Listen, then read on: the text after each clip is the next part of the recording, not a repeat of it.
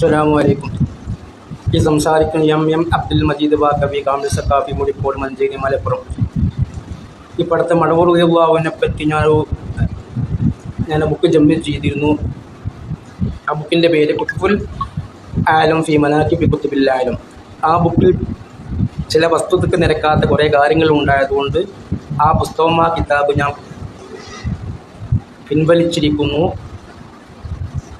ഇനി മുതൽ ആ കിതാബ് ഇസ്തേമാൽ ചെയ്യാനോ വഅദ് പറയാനോ കോപ്പിയെടുക്കാനോ കോപ്പിയെടുത്ത് വിൽക്കാനോ പോലത്തെ കാര്യങ്ങളൊന്നും ചെയ്യാൻ പാടില്ല. വഅദ് പറയാൻ പാടില്ല, ഒന്നും പാടില്ല.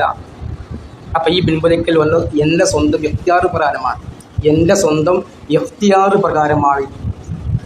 ഇതാരും പറഞ്ഞിട്ടല്ല. വസിയത്തുൽ ശിർക്ക് എന്ന വാക്ക് ഖുർത്തുബിയിലുണ്ട് എന്ന് കോഴിച്ചലും പറഞ്ഞിട്ടില്ല. ലോകത്തെ ഇന്നവരെ എവിടെയും അങ്ങനെ പറഞ്ഞിട്ടില്ല. അത് എവിടെയും കാണാത്ത കാലത്തോളം പറയാൻ പറ്റില്ല.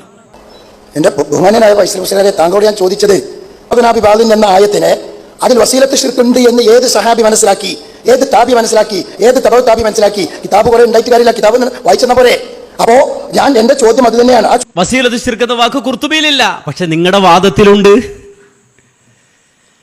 വസീലത്ത് ശിർക്ക് എന്ന വാക്ക് ഇബ്നു അബ്ബാസ് റളിയല്ലാഹു അൻഹു പറഞ്ഞിട്ടില്ല, നിങ്ങളുടെ വാദത്തിലുണ്ട്.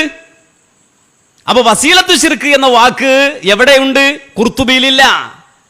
വസീലത്ത് ശിർക്ക് എന്ന വാക്ക് ഇബ്നു അബ്ബാസ് റളിയല്ലാഹു അൻഹു പറഞ്ഞതിലില്ല. പിന്നെ വസീലത്ത് ശിർക്ക് എവിടെയുള്ളത്? നിങ്ങളുടെ വാദത്തിൽ.